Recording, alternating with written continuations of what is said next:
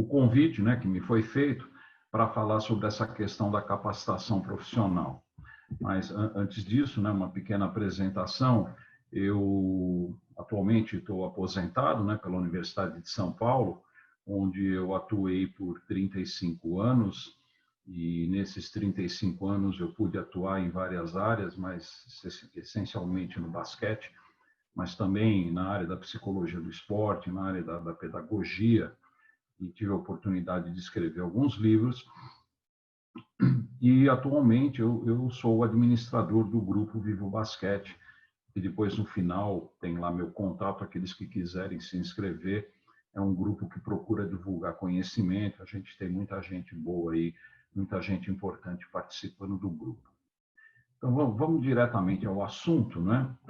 Primeiro, eu entendo, né, que o professor ou técnico, aqui a gente vai lidar com o professor e técnico, porque aqueles que trabalham em escola normalmente são chamados de professor, aqueles que trabalham em clube normalmente são chamados como técnico, mas eu entendo que todos são profissionais, e esses profissionais fazem parte daquilo que eu chamo de componentes da prática pedagógica.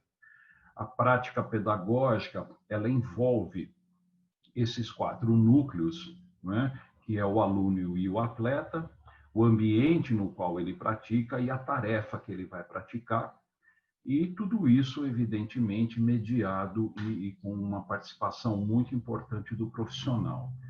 Cada um desses núcleos pode ser tema de uma palestra, então hoje a gente vai falar especificamente sobre essa questão da capacitação do professor e do técnico. Eu gosto de colocar esse slide, essa tela, porque isso aqui foi um trabalho que foi realizado por um grupo de pesquisadores belgas e que eles analisaram o porquê que alguns países têm mais sucesso esportivo do que outros. E quando eu estou falando de sucesso esportivo, não é somente a questão da obtenção de medalhas, de resultados internacionais, isso também faz parte, mas sucesso esportivo no sentido de desenvolvimento de programas de atividade física e esporte para a população em geral. Então, vocês veem aí, são 9, né, esses pilares. Claro que o suporte financeiro é importante, que a organização e estrutura de políticas esportivas também é muito importante, e isso é uma coisa que a gente até discute, né, a falta dessa organização e dessa estrutura de política esportiva no nosso país. Na verdade, nós não temos uma política esportiva, a gente vive de momentos, a gente vive de ciclos, né? A participação esportiva em eventos, a identificação de talentos, né? Programas de identificação de talentos, que nós aqui também temos muito pouco, apoio a ex-atletas. Claro que os locais e os equipamentos fazem muita diferença, né? E a gente sabe que, principalmente, o público voltado para esse nosso bate-papo é o público escolar, que muitas vezes não tem esse local adequado. Na palestra anterior, até o Dudu citou, né, que ele trabalha numa escola e que ele tem um pequeno pátio para realizar. Mas isso, na verdade, não impede que as coisas aconteçam. A participação em competições internacionais, a pesquisa científica e, por último, né, e não, esse último não é hierarquicamente, foi simplesmente para destacar, é a capacitação e desenvolvimento de profissionais. Então, o sucesso esportivo ele depende muito, muito dessa capacitação. Então, essa capacitação profissional, ela está diretamente relacionada com o conhecimento que esse profissional tem da área com a qual ele vai atuar. E aí eu apresento essa tela, que o conhecimento, na verdade, é a grande engrenagem que vai rodar, né, esse processo do aprender e do ensinar. Então, eu digo que o conhecimento, ele leva a uma aprendizagem, e essa aprendizagem, no nosso caso, leva ao ensino. Então, eu acho que aprender é o primeiro passo para você ensinar bem. Então, a primeira coisa que nós temos que colocar na nossa cabeça é que, antes de ensinar, nós temos que aprender. E aprender através da obtenção de conhecimento. Então, se eu aprendo, se eu domino aquilo que eu estou pretendendo ensinar, evidentemente que esse ensino vai ter maior qualidade e maior eficácia. E aí eu trago uma frase do John Wooden, né, que ele fala no livro dele, do They Call Me a Coach, me chamam técnico, é um livro bastante antigo, já da década de 1970, e ele diz o seguinte, né, aprenda como se fosse viver para sempre. Então, isso significa o quê? Significa que o aprendizado ele é contínuo. Não existe limite para aprender, não existe limite para a obtenção de conhecimento. E como que esse conhecimento é adquirido, né? Como é que a gente adquire o nosso conhecimento? Como é que a gente aprende para poder ensinar melhor? Então, eu dividi aqui em 3 núcleos. O primeiro é a aprendizagem formal. É aquela que a gente obtém através dos nossos cursos, que por legislação somos obrigados a fazer, principalmente o curso de graduação, né? Existe uma norma aí do CREF que para você exercer a função profissional, seja ela de professor ou de técnico na nossa área, nós temos que ter o curso de graduação. Aí os cursos de pós-graduação, que são os cursos de mestrado e doutorado, e os cursos de especialização, que são aqueles cursos que abrangem especificamente uma área. E aí, um comentário que, infelizmente, hoje, esses cursos, em qualquer nível que eu estou aqui colocando, eles não atendem à necessidade de uma boa formação do profissional para trabalhar com esporte. O que está acontecendo hoje na graduação é que a carga horária para as disciplinas esportivas está cada vez menor. Na pós-graduação, dificilmente você tem uma pós-graduação específica para um esporte, o mesmo acontecendo com a especialização. Uma outra maneira de você adquirir conhecimento formalmente é através da participação em congressos e clínicas. Esses congressos que são realizados internacionalmente ou nacionalmente, na maioria das vezes também são congressos que abrangem áreas que não nos contemplam especificamente. Então, você tem congressos de medicina do esporte, congressos de fisiologia, e raramente você vê um congresso específico da área. Há 2 ou 3 anos, houve um congresso em Florianópolis, e pela primeira vez, né, um congresso de basquetebol, o Congresso Ibero-Americano de Basquete, que foi trazido para o Brasil. E o que eu achei muito interessante, né, além da ideia, é que nós tivemos 300 pessoas participando desses congressos. Então, existe uma demanda pelo conhecimento específico. E as clínicas, né? As clínicas que são realizadas e que agora a associação está tentando resgatar, e há algum tempo atrás, né, o Lula está aqui conosco também, na época da Brasteba, nós realizávamos clínicas fantásticas em São Paulo, fizemos em Joinville, em vários locais, e também nessas clínicas a gente trazia pessoas, né, e técnicos renomados, tanto em nível nacional como internacional, para poder passar os seus conhecimentos. Aí nós temos a aprendizagem que eu chamo de informal. Essa aprendizagem informal, muitas vezes, ela é muito eficiente, muito.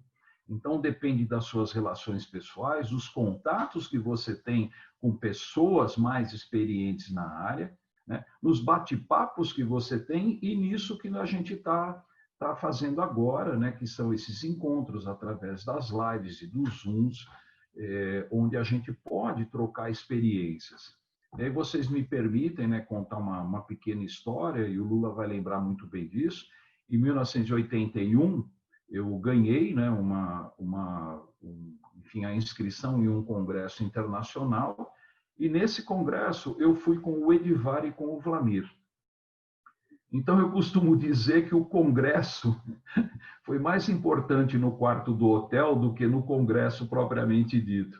Porque imaginem eu, na época, né, bem jovem, viajando e tendo a oportunidade de compartilhar, né, um quarto com o Vlamir e com o Edivar. Então, é isso que eu chamo de aprendizagem informal. Um bate-papo numa mesa de boteco, tomando uma cerveja, também pode gerar muito conhecimento, por incrível que pareça. E, evidentemente, no último bloco aqui, nós temos as experiências que nós trazemos, né, da nossa formação, a experiência do nosso dia a dia, aquilo que a gente adquire ao longo do tempo, né, através do trabalho, através de tudo isso que foi colocado anteriormente. Isso é muito importante também. Nós não devemos, de maneira nenhuma, desprezar as nossas experiências pessoais. Elas são muito importantes. Elas são fundamentais para que a gente evolua e para que a gente adquira cada vez mais conhecimento. E que conhecimento que a gente espera de um profissional, né? Então, eu entendo que um profissional ele não pode ter somente o conhecimento específico da sua área. Claro que o conhecimento da realidade do basquete é importante, que a realidade, que o conhecimento técnico é importante, mas é muito importante que a gente entenda o contexto onde nós estamos trabalhando, né? A história desse contexto, como esse contexto ele se comporta social e culturalmente. Então, se eu trabalho numa escola de periferia, eu tenho um contexto completamente diferente daquele contexto de uma escola num bairro mais abastado, de uma escola de maior poder aquisitivo, ou isso acontece também nos clubes, acontece nos projetos sociais.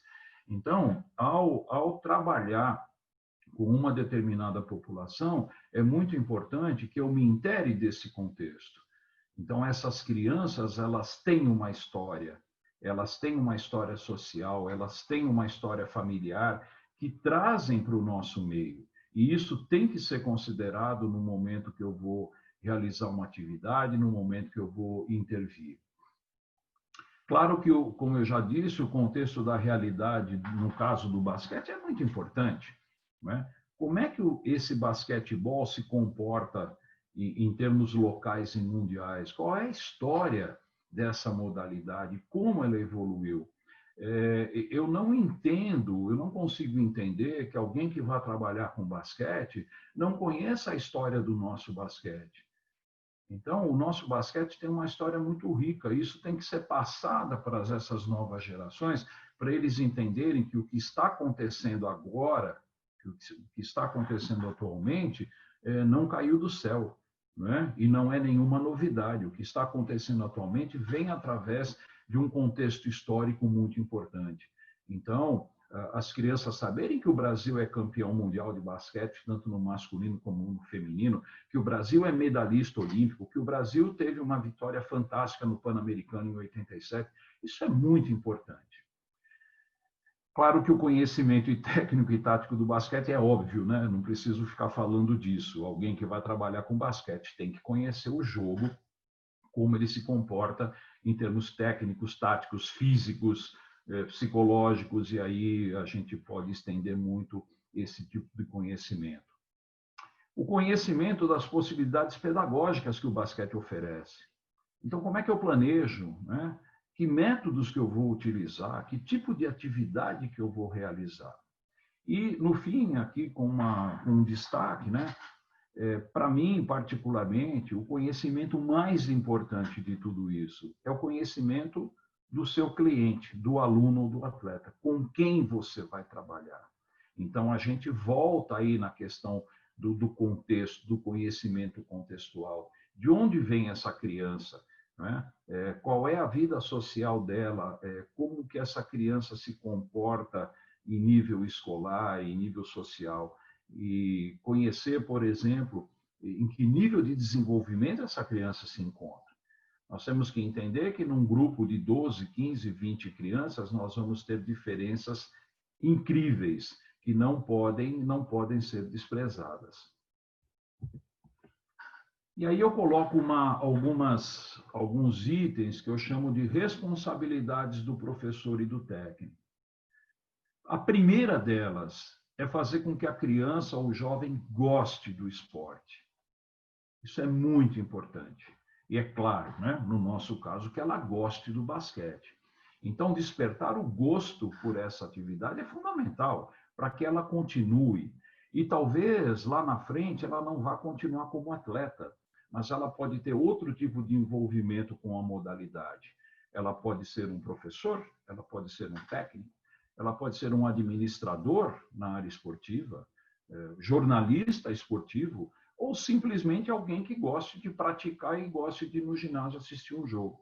Isso é fundamental. Nós estamos precisando dessa massa de gente que goste de basquete. Como nós estamos falando de basquete escolar, mas isso vale, acho que vale para todo o setor, incentivar a prática de diferentes atividades motoras. A criança ela tem que ter a oportunidade de fazer atividade.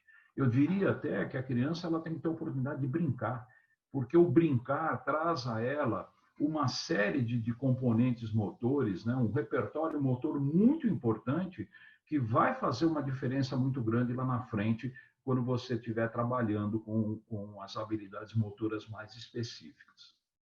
Criar um clima favorável para a aprendizagem. Isso tem a ver com o primeiro item. Então, se você cria um clima pesado, se você cria um clima chato, a criança não vai voltar no dia seguinte.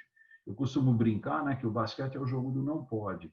Não pode correr com a bola na mão, não pode ficar dentro do garrafão, não pode bater bola com as duas mãos, não pode saltar. Então a criança fala, pô, mas pera um pouquinho, ele não pode fazer nada nesse esporte.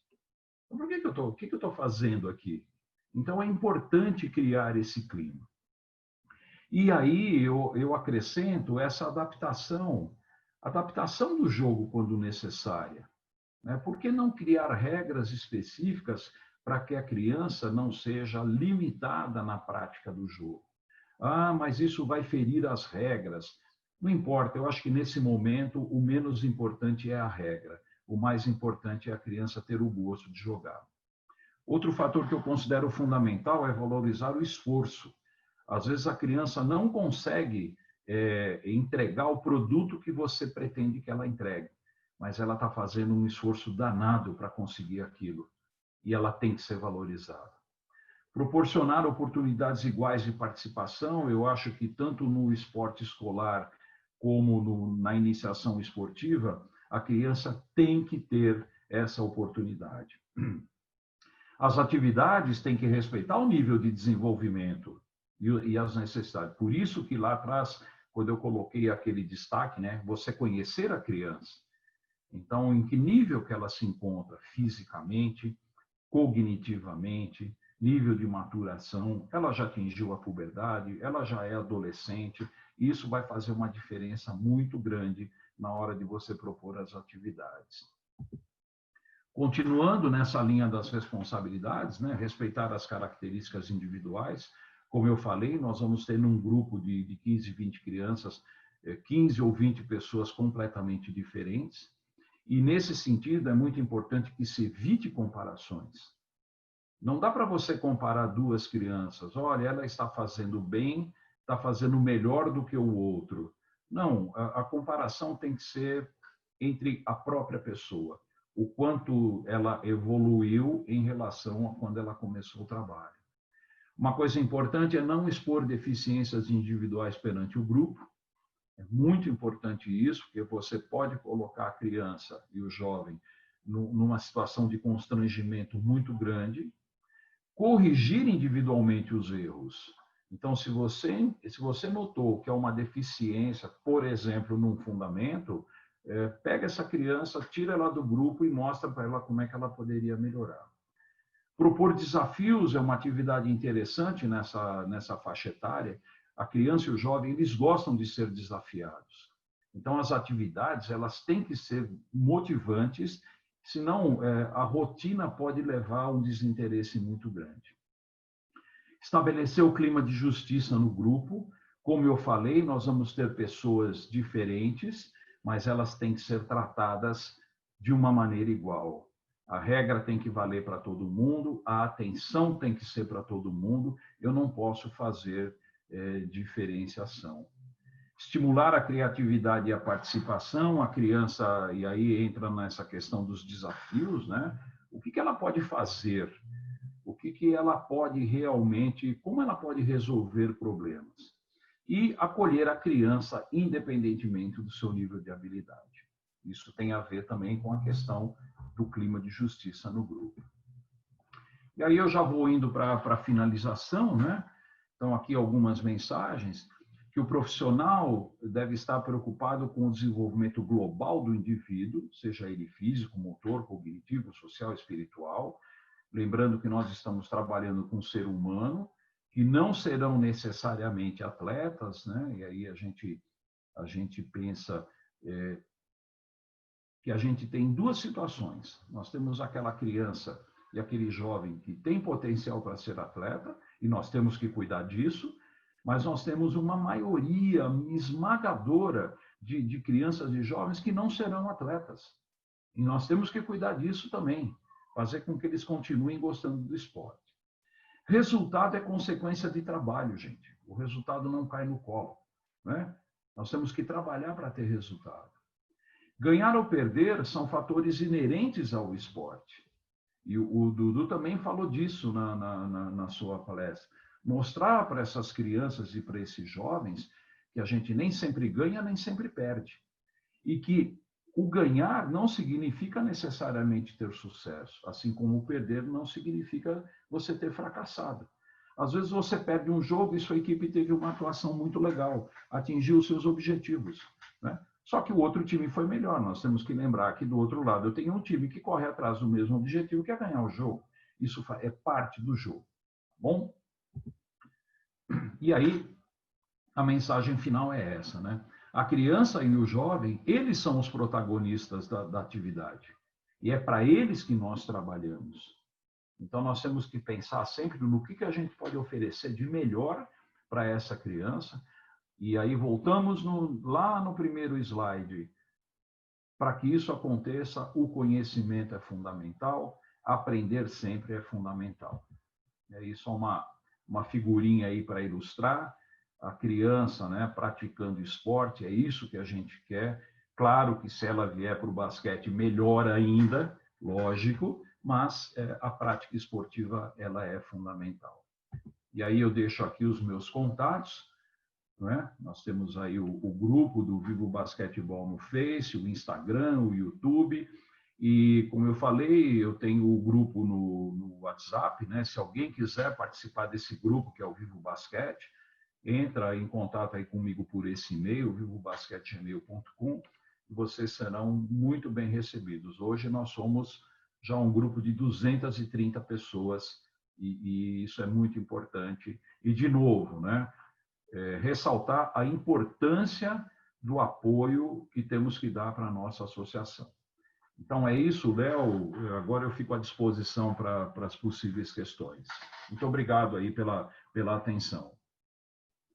Dante, muito obrigado. Eu vou deixar na tela mais um pouco ali os seus contatos, porque eu sei que o movimento Vivo Basquetebol é um movimento muito grande, um movimento que está trazendo muita troca de conhecimento, e você está produzindo muito material.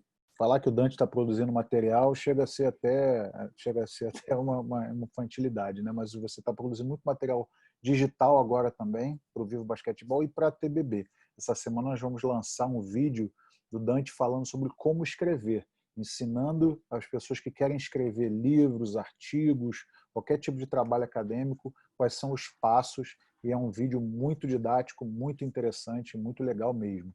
Então, para quem está aí, tem o canal dele no YouTube, os contatos no Facebook e no Instagram, e o e-mail direto do Vivo Basquete, né? Vivo Basquetebol, mas o e-mail é vivobasquete@gmail.com. Deixa eu voltar aqui para você, Dante, só um minuto, e a gente já começa com as perguntas. Ainda não apareceu pergunta no Facebook, eu acho que o pessoal está um pouco tímido no Facebook.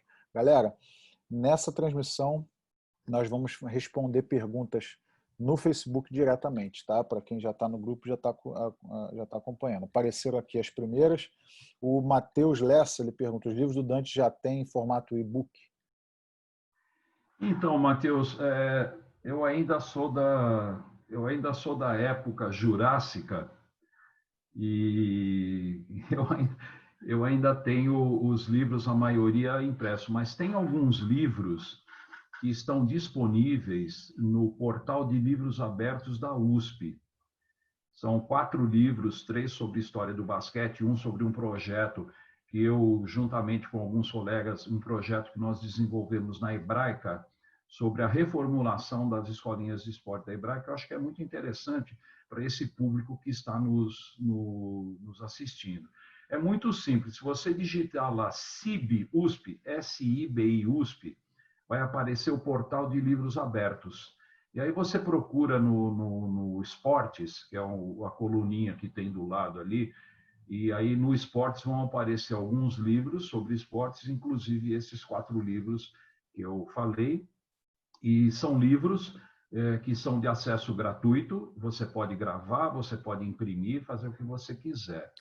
E eu estou trabalhando num livro agora, aliás, 2 livros que provavelmente serão através de e-book, né? Um sobre o estresse e o basquetebol de alto rendimento, e um falando daquela questão que eu coloquei no começo, né, das práticas pedagógicas do basquetebol, englobando aqueles elementos que eu coloquei lá, né, o aluno, a tarefa, o ambiente e o professor. Então, logo mais nós vamos ter, tá bom? E os outros são livros físicos que devem ser encontrados nas editoras para eventual aquisição. A Adriana Amado, ela que foi inclusive, que faz parte inclusive do Wolves Basketball Sim, e ela é Adriana. coordenadora do núcleo de basquete feminino. Ela pergunta: diferenças entre esporte escolar e iniciação esportiva. Como é que você está nomeando essas? Olha, Adriana, para falar a verdade, eu não vejo muita diferença, não. É apenas, eu acho que é o meio em que se pratica o esporte que é diferente. Mas o conceito do basquetebol é o mesmo, os conceitos que são aplicados são os mesmos, os conhecimentos que você tem que ter são os mesmos, né? Na minha percepção, é simplesmente o local onde ele é praticado. E, é claro, tem toda uma estrutura, como o próprio Dudu colocou. Na iniciação esportiva, a competição ela tem que fazer parte, mas de uma maneira diferente de uma competição que é realizada no esporte escolar e que é realizada no esporte federado. Mas, para mim, conceitualmente, é a mesma coisa. Basquete, para mim, é basquete, independentemente de onde ele é praticado, né? Então, talvez só o ambiente seja diferente e a forma de competição ela seja diferente. Vou seguindo aqui. O Mark fez uma pergunta meio longa, deixa eu achar a pergunta, na verdade. Ele está dizendo: sempre um prazer ouvi-lo, conhecimento que transborda. E aí ele diz: gostaria de saber sua opinião, visto que colocou várias situações sobre a capacitação profissional, como fazer com que essas clínicas que acontecem, são pouco divulgadas, sejam de acesso a todos, principalmente aos técnicos iniciantes que têm a vontade de trabalhar com esporte. Acho que a pergunta está aqui mesmo. Quem que fez desculpa o nome É da o Mark pessoa? Augusto. Eu não sei Mark. falar o último nome Não, dele. tudo bem, É tudo bem. Bachita, acho que é Bachita. Mark, eu vejo o seguinte, né? Hoje a gente está tendo a oportunidade enfim, de divulgar essas clínicas através das lives, dos Zooms. Eu acho muito importante. A gente tem, na minha opinião, uma quantidade muito pequena de clínicas presenciais. Até porque existe uma dificuldade muito grande em função, né, das distâncias, em função das dificuldades que nós temos no próprio Brasil para poder realizar essas clínicas. Então, eu não sei de onde que o Mark se ele puder informar, mas, por exemplo, quando eu vou dar uma clínica lá no Recife, ela fica muito regionalizada, ela fica muito específica por conta dos deslocamentos. Então, essa possibilidade que nós estamos tendo de fazer esse tipo de trabalho, por exemplo, que estamos fazendo agora, é uma maneira de ampliar essa divulgação. E eu acho que a realidade hoje, né, ela exige esse tipo de procedimento. Não dá para você pensar hoje, sinceramente, numa clínica nacional. não é? Aquelas coisas que nós fazíamos, lá o Lula está aí olhando, aquelas coisas que nós fazíamos em 79, 80, 81, de trazer 500 pessoas para o Ibirapuera, como nós fizemos numa clínica, 300 pessoas em Joinville, do Brasil inteiro, eu acho que isso hoje é inviável. É inviável pela dificuldade do deslocamento, pelo custo que isso tem, né? Existe um custo atrás disso. Então, nós temos que pensar realmente nessas ações como essa que estamos fazendo, como a divulgação de conhecimento que eu faço pelo grupo, que o Davi faz ali pelo Walls. Eu acho isso muito importante. Cada vez mais nós temos que pensar nesse tipo de divulgação das atividades. E lembrando também que o nosso webinar é uma iniciativa dos grupos, né, que estão em parceria com a TBB, uma parceria da TBB com os grupos, Basquetebol em Foco, Wolves Basketball, Técnicos de Basquete do Nordeste, Vivo Basquetebol e, esqueci alguém? Não, é isso, são os quatro grupos dessa iniciativa. Então, exatamente. E tem outros também, né, que a gente tem que tentar captar aí para poder... Muita gente que a gente quer trazer. Muita gente. Para a gente poder fazer mais. O Dudu quer te fazer uma pergunta. Exatamente. O palestrante anterior. Dudu. Dudu. Eu estou tentando... O Dudu, teu microfone está mudo. O microfone está fechado, Dudu. Foi? Foi. Agora sim, beleza. Mestre, parabéns aí pela didática toda da palestra, foi muito legal. E voltando naquele assunto, né, que a gente conversou na anterior, sobre o medo desse profissional de educação física na escola em trabalhar com o basquetebol. O que o senhor acha que ele de repente quer fazer, mas tem medo? O que o senhor acha que ele tem que fazer, procurar para poder dar o passo seguinte, entendeu? E iniciar com o basquetebol? Então, Dudu, eu entendo... Isso é um processo, né, na verdade. Eu nem chamaria de medo, eu acho que é até uma questão de insegurança. Como eu falei, né, hoje, os egressos dos cursos de educação física vêm com uma formação muito deficiente nessa área esportiva, né? Se você analisar os currículos das escolas de educação física, está se falando cada vez menos de esporte. Cada vez menos. Isso é muito triste. Quer dizer, uma tendência que se instalou no país há alguns anos de achar que o esporte é a pior coisa do mundo. Né? Eu chamo de... Houve um movimento que eu chamo de criminalização do esporte. Quem faz esporte se tornou um criminoso. Imagina colocar a criança na quadra para jogar bola. Não pode. A criança tem que ficar lá sentadinha, ouvindo as teorias, né? As teorias de não sei quem, de não sei quem lá. Para mim, isso foi a pior coisa que aconteceu na nossa história da educação física atual.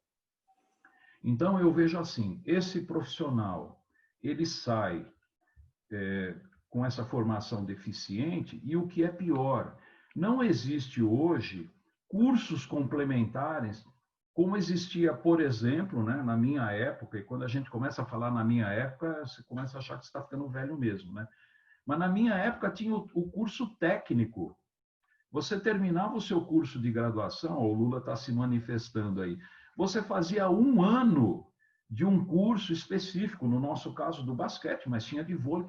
Então, você tinha contato, e esse curso técnico, esses cursos, além do conhecimento adquirido formalmente, como eu coloquei lá, você ia para os clubes para assistir treino, você conversava, você trazia técnicos para conversar com os alunos.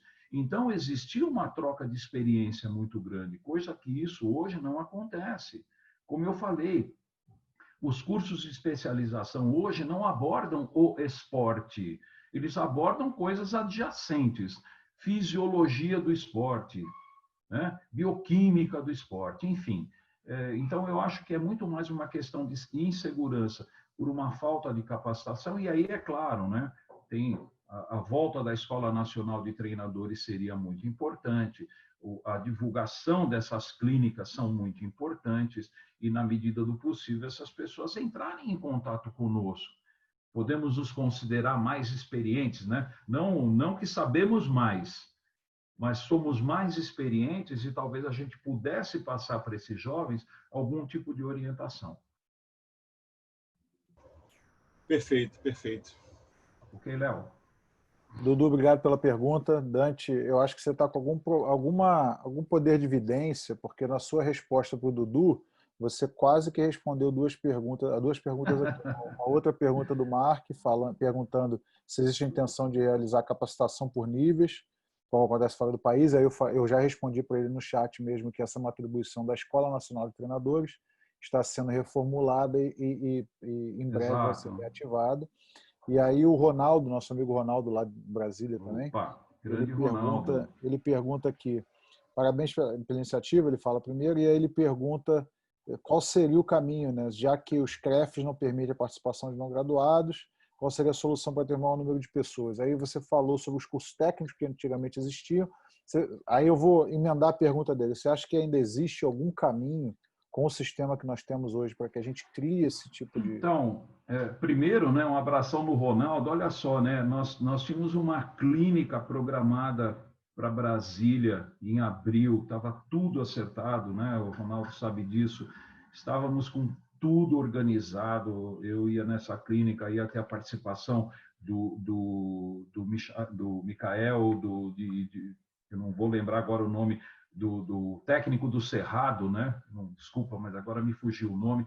E com toda essa confusão, a clínica, infelizmente, teve que ser cancelada, mas nós ainda vamos realizar. Então, o Ronaldo, eu acho, primeira coisa, né, é uma questão polêmica, na minha opinião, essa questão do CREF, né? O CREF exige algo que ele não consegue entregar. Ele exige a formação em educação física para você trabalhar com esporte, só que as escolas não oferecem essa oportunidade. Então, talvez o próprio CREF pudesse, ao invés de ser só um órgão fiscalizador, ele pudesse oferecer alguma coisa para os profissionais de educação física. Por que o CREF não oferece um curso de especialização, já que ele exige isso? Então, essa é uma crítica que eu faço ao CREF. O CREF só fiscaliza e não oferece absolutamente nada para o profissional de educação física. Me desculpem, mas é uma opinião pessoal. Posso até ser criticado em função disso. Mas acho que o CREF, como o nosso conselho maior, deveria se preocupar com isso. Ver o que é que está acontecendo nas escolas e o que é que está acontecendo na prática. Muito bem. Agora, eu acredito, Ronaldo, que o grande passo seria o retorno da escola, né? E eu sei que a associação está trabalhando forte em relação a isso. A gente sabe que existem limites, enfim, limites estruturais, até limites financeiros para que a escola volte. Então, eu acho que no momento a melhor saída seria realmente a realização dessas clínicas regionais, que é onde a gente pode levar algum tipo de conhecimento, pode trocar experiência com esses professores que estão aí precisando, né, desse tipo de suporte. Agora, por exemplo, a volta dos cursos técnicos eu vejo inviável porque isso é uma questão que vem do próprio Ministério da Educação, né, que acabou com esses cursos. E as universidades, por exemplo, elas também estão de uma certa forma limitadas, porque esses cursos de especialização não fazem parte, né, do rol de atribuições das universidades. Pelo menos aqui em São Paulo, a USP se preocupa muito com o curso de mestrado, de doutorado, e os cursos de especialização são muito poucos. Eu acho que a própria universidade também poderia pensar nisso. Como retomar esse tipo de assunto? Em que forma que a universidade poderia contribuir para que esses cursos fossem realizados, né? Então, na minha opinião, é inadmissível que uma universidade como a USP ou como a UERJ não se preocupem com esse tipo de complementação, de formação complementar dos seus egressos. Beleza, eu vou rodar aqui. Tem algumas pessoas que estão na sala com a gente que querem te fazer pergunta. Uma delas é o Lula. Vou passar aqui o microfone para ele. Lula, bom dia. Bom dia pessoal, bom dia a todos. Bom dia ao meu amigo Dante, parabéns aí pela explanação. Você colocou um monte de atributos ali que realmente o técnico, o professor tem que ter, eu concordo com todos. E a pergunta seria o seguinte: a gente sabe que na parte técnica, tática da modalidade, hoje um curso de graduação, seja de que universidade for, não capacita o professor na parte técnica e tática. Mas você acha que os cursos de graduação capacitam nas outras áreas que você citou, por exemplo, conhecimento do aluno, minimamente isso, pelo menos? Então, Lula, eu acho que não, viu? Eu acho que hoje os cursos de educação física estão muito voltados para questões da fisiologia, da bioquímica, talvez a área de treinamento esportivo seja uma área que está bem. Mesmo na área da pedagogia, se tem muito pouca coisa em termos pedagógicos, né? Então, eu vejo que hoje, eu não sei como que nós poderíamos fazer, mas talvez uma saída que os próprios cursos de graduação dessem, num determinado momento, a oportunidade da pessoa migrar para outro tipo de atividade que não fosse essa. Uma outra coisa também que eu vejo, né, e aí eu vou falar pela USP, eu não posso falar de outra instituição que eu não conheço a fundo, e você conhece também a USP. Hoje, os cursos de graduação estão muito mais voltados para a formação de pesquisadores do que para profissionais que trabalham na área. Até por conta de uma questão que a própria universidade impõe, que os professores, por exemplo, têm que ter produção, têm que produzir artigos, têm que produzir pesquisa. Eu acho que isso não é ruim, de maneira nenhuma. Eu acho que a pesquisa é muito importante. Só que hoje está se formando muito pouco profissional para atuar. Efetivamente, e não é só na área da educação física, é em qualquer área. Eu vou dar um exemplo para vocês. Em 2005 foi criada a Escola de Artes, Ciências e Humanidades na USP, né? na Zona Leste. E eu fui para lá como coordenador do curso e depois eu virei diretor. E nós tivemos que fazer concursos públicos para admissão. E foram abertas, eram 10 cursos, você imagina, né? Foram abertas quase 200 vagas. E eu diria para você que a maioria desse pessoal que fez esse concurso e entrou não tinha a mínima experiência didática. Pessoas que nunca tinham dado uma aula na vida. Como pesquisadores fantásticos, com produção internacional, com não sei o quê, mas experiência de sala de aula, zero. Então, como é que você pode criar um curso para preparar profissionais para a área se o cara que prepara não tem experiência na área didática? Percebe? Então, nós temos ótimos pesquisadores, mas poucos que são realmente voltados para a sala de aula. E aí, o que acontece? Vem de novo aquela história da universidade. A universidade hoje privilegia muito mais um artigo internacional, que vamos combinar, né? Só vou contar para vocês, que ninguém vai ler, porque o artigo tem que ser em inglês. E aquele cara que escreveu 10 livros, para a universidade não tem a mínima importância. Na hora de avaliar, né? Na hora lá da avaliação, o cara que escreveu um artigo, ele é mais importante do que aquele que escreveu 3 ou 4 livros, que vão atingir uma população muito maior do que aquela população que vai ler aquele artigo. Isso é triste. Dante, se me permite, só um registro, porque o assunto é muito importante. Na pergunta anterior, lá, o Ronaldo também, falando da formação, tudo que você colocou aí é verdadeiro. Eu acho que também os técnicos têm que fazer uma meia-culpa. Nós temos culpa nisso também. Porque se nós técnicos fôssemos mais organizados, tivéssemos uma produção, não digo nem científica, produção técnica mesmo e tática, melhor, de artigos escritos, e o Davi da UOS está se esforçando para fazer isso dentro do seu grupo, eu acho que a gente teria um material melhor para poder distribuir. E sem querer me alongar, por que o futebol conseguiu, junto ao CREF, oficializar o curso que a CBF faz de treinadores? Porque ele tem um curso organizado, nós não temos. E o caminho é junto à Escola Nacional de Treinadores e é junto à Confederação Brasileira de Basquete. Esse é o caminho, para não me alongar muito no assunto. Concordo totalmente, Lula, totalmente com você. Eu acho que nós produzimos muito pouco, por isso que esse vídeo que o Léo falou que vai colocar, que eu fiz, é uma provocação. Eu tenho certeza que todos que estão nessa live, nesse Zoom, né, têm material para poder publicar. Então, às vezes, a pessoa não sabe como, ou tem receio de repente, não ser bem aceito. Tem que ter coragem, não tem problema, todo o material é importante. Lá no nosso grupo, o Léo falou que eu produzo, tal, mas uma grande parte daquilo que é colocado no grupo é enviado para mim pelas pessoas do grupo. Então, a pessoa apresenta lá um vídeo de 3 ou 4 minutos de um trabalhinho, de um exercício, isso é muito importante. Ele está contribuindo. Então, nós temos que ampliar essa rede de pessoas que produzem. Né? Então, a produção não pode ficar centrada só nos livros do Dante, no trabalho do Davi.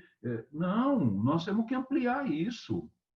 E, para isso, o pessoal tem que ter coragem. Não pode ter medo de escrever, porque, afinal de contas, é o seu trabalho.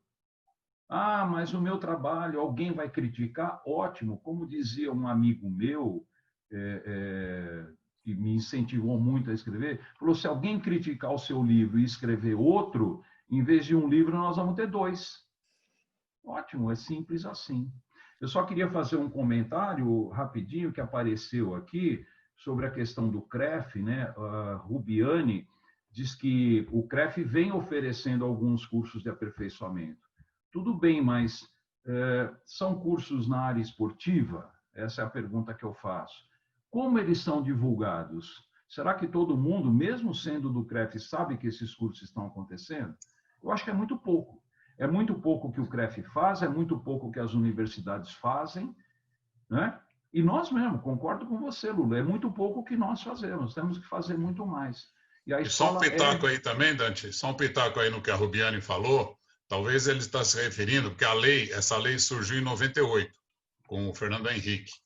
E durante os primeiros anos dessa lei, que a lei não queria tirar ninguém que já estava no mercado de trabalho e que não era formado, saísse, não era a intenção da lei. Então, o que eles fizeram? Eles fizeram um curso que eles chamavam de provisionado. Quer dizer, por exemplo, um ex-jogador dava treino num time. Ele fazia o curso de provisionado, ele tirava um certificado para ministrar a modalidade, que ele é especialista, no caso basquete, em categoria adulta, nunca em categoria de base, em categoria adulta. Não sei se é o que a Rubiane estava perguntando, mas era isso. Foi só no começo, depois de 5 anos acabou isso. Beleza. Dante, vou rodar aqui para a gente poder continuar, e nós temos 12 minutos só. O próprio Davi Pelosini quer fazer uma pergunta para você. Claro. Oi, Dante, bom dia. Fala, bom dia Davi. a todos. Bom dia. Segundo round aí do sabadão, né? Dante, primeiro, antes de fazer a pergunta, eu queria te agradecer. Tem 2 crianças correndo aqui em casa, gente.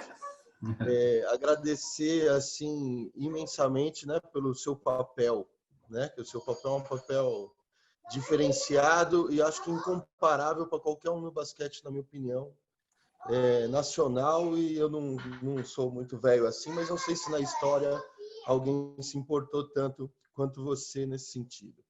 Uma outra coisa que eu queria dizer... Sofia, eu estou falando aqui, meu amor, desliga aí. Isadora, por favor. Outra coisa, desculpa, gente, eu tenho 2 pequenas aqui. Uma outra coisa que eu queria fazer, e não só queria como vou fazer, eu vou virar uma coisa aqui do meu celular. Deixa eu ver se eu consigo. Eu aperto aqui, ele não vira. Virou. É mostrar para quem está assistindo esse livro, que é uma outra ação do Dante. E tem coisas, Dante, que a gente faz, é meio feio a gente falar da gente mesmo. Então, eu estou falando aqui de você, tá bom? O Dante pôs esse livro é espetacular, pessoal. Eu já estou uns 2 dias com ele aqui em casa. e estou me deliciando nos bons momentos que eu tenho aqui agora na quarentena, né, Dante, que a gente pode fazer isso. A quadra lá não está atrapalhando os estudos, digamos assim, aos treinadores, e o Dante teve acho que foi, né? Todo mundo registrou aí. Teve uma excelente, mais uma, né? Excelente forma de fazer isso. Ele pôs esse livro a um custo muito bacana para a gente e para ajudar pessoas. Isso é importantíssimo de eu falar aqui também, né? Ele vendeu alguns livros para ajudar pessoas, né? Então, essas ações, né, como já citou a Usa, enfim, ela que move e talvez possa motivar e a gente mudar esse quadro e realmente ser um pós-quarentena para o basquete nacional diferente, né? O Dante é uma das pessoas que me motivou, porque eu também tinha algumas coisas aqui escritas, né? Algumas coisas que eu acho que é de know-how nosso, assim. E ele falou, pô, Davi, coragem, irmão. Coragem, essa palavra ficou comigo e ele acabou de citar aí algumas vezes, então eu queria agradecer imensamente. Dante, eu queria que você falasse um pouquinho de um assunto que você é muito especialista, e a gente fica um pouco, na minha opinião, sem parâmetros, principalmente em relação à competição, né, ao papel dos pais, tudo mais. E até nesse livro que eu acabei de mostrar aqui para o pessoal, você fala sobre o fator do estresse. Eu acho que ia ser muito rico você desenrolar um pouquinho, não sei se eu estou abusando, mas de você desenrolar um pouquinho sobre o estresse e a competição para a gente. O Léo falou que você está abusando aqui, ó. Então, Davi, que é um assunto realmente muito complexo e mereceria até uma reunião especial sobre isso, né? Eu acho o seguinte, a competição, ela é uma situação de estresse, claro, ela desencadeia todo um processo de estresse. Agora, esse estresse, ele não precisa ser necessariamente algo prejudicial, porque o estresse te leva a determinadas respostas que, dependendo daquilo que você tem como repertório, e aí eu falo de repertório motor, de conhecimento, você pode lidar muito bem com isso. Não existe competição sem estresse. Aliás, não existe vida sem estresse, né? A nossa vida é um estresse constante. Então, dizia um amigo meu, né? O dia que você não tiver mais estresse, tenha certeza que você está morto, né? Porque não dá. Então, eu acho assim, a competição ela é estressante, só que nós temos que tomar cuidados para que esse estresse não reverta em fatores negativos para a pessoa. Como, por exemplo, uma situação de estresse típica na criança, o medo de competir. Por quê? Porque ela tem medo de errar. Por que ela tem medo de errar? Porque o técnico vai cair vai cair matando em cima dele. Porque o pai e a mãe vão cair matando em cima dele. Entendeu? Então, esse é só um fator, só um, né? Só para te situar. Então, eu acho que a gente pode trabalhar muito bem isso, diminuindo o quê? Diminuindo a forma como essa competição vai impactar na vida dessa criança. Então, hoje de manhã, o Dudu citou alguns exemplos de competição. Então, você vai fazer uma competição com crianças de 8, 9, 10 anos, vamos fazer um festival onde todo mundo participe, onde todo mundo brinque, onde todo mundo tenha a oportunidade de jogar. E, no final, vamos fazer uma festa. Vamos distribuir chocolate para todo mundo, sorvete para todo mundo, medalhinha para todo mundo. E aí não vai ter o cestinha, o campeão, o melhor, o pior. Todo mundo está participando, né? E aí até ele mostrou uma foto no final, interessante, com as equipes. Eu costumo fazer isso, estou dando risada porque chegou uma... Depois eu falo. Fazer isso de uma forma legal. Por exemplo, quando eu faço algum festival, a última parte do festival, as equipes se misturam. Não tem mais Pinheiros, Botafogo, São Caetano, não. Eles jogam como equipe. Aí, no final, a gente faz uma meia hora com as equipes misturadas e cada professor tomando conta de uma equipe. Aí passa a ser equipe vermelha, amarela, azul, acabou. Não tem mais Pinheiros, não tem Botafogo. E aí todo mundo tira foto. Eu acho isso importante. Então, é uma maneira de você diminuir. E é claro, trabalhar isso, e é muito importante isso que você colocou, né? A gente tentar diminuir esse estresse. Ele vai existir, não tem jeito. Não tem jeito. Nós mesmos, né? Nós mesmos sofremos o estresse todo dia. Então, por exemplo, para mim, estar aqui é uma situação de estresse, que eu estou falando assuntos para muita gente. Agora, como é que eu diminuo isso? Através do conhecimento que eu tenho do assunto, através do domínio que eu tenho desse assunto. Posso até não agradar gregos e troianos, mas é uma ideia, é o conhecimento que eu tenho, é isso que vai me sustentar. É isso. O Dante, quero te agradecer pela excelente palestra, mais uma vez, pelo compartilhamento de conhecimento. A gente conversa muito em off sobre a importância do compartilhamento de conhecimento. Lembrar a todos que estão aí acompanhando a gente, que estão no grupo privado do Facebook, que nós somos uma associação de técnicos que precisa de mais e mais membros. Então, entrem em contato conosco para mais informações sobre como se associar à TBB. Dante, eu vou pedir para você dar um recado final no Facebook e você está de novo com a gente amanhã na mesa redonda sobre a massificação, né? Então, eu quero agradecer aí a participação, eu acho muito legal, e até aproveitando o que você falou, né, uma frase que eu uso, que o Davi sabe o que eu vou falar, né, que conhecimento que não é compartilhado não é conhecimento. Não adianta eu conhecer e guardar na minha gaveta e levar isso lá para o meu túmulo. Eu tenho que compartilhar isso, e é o que eu sempre digo, são ideias. De repente, a minha ideia não pode ser a melhor, tá? E não é a única, mas é uma ideia. E se a gente começar a juntar ideias, veja quanta coisa boa nós vamos poder ter de tudo isso, né? Então, agradeço aí a participação de todos, agradeço a oportunidade, e eu estou sempre à disposição. E as pessoas que quiserem fazer parte do grupo, é só me mandar o e-mail lá no vivobasquete@gmail.com. Valeu, Léo, valeu todo mundo aí, obrigado pela participação. Valeu, Dante, obrigado. Vou te dar uma outra informação rapidinho aqui. Um dos nossos participantes mais assíduos aqui no Facebook está dizendo, ele falou que a gente tinha que ter mais tempo para essas conversas. Aí eu falei para ele que tem a mesa redonda amanhã, ele está falando assim, mas mesmo com a mesa redonda, é bom pensar em ter mais tempo para esses assuntos tão interessantes, só um feedback. Então, um feedback muito positivo, obrigado, Marco, pelo feedback. A gente optou por ter blocos de 1 hora, mas a gente vai continuar nessa interação e é importante que todo mundo também se inscreva na página da TBB e que entre de sócio da TBB para a gente poder continuar fazendo isso. É isso aí. Obrigado, Dante. Obrigado a todo mundo que participou e até daqui a pouco, às 2 horas, a gente volta com o Rodrigo Mussini. Tá? Um abraço para vocês. Um abraço a todos aí. Valeu.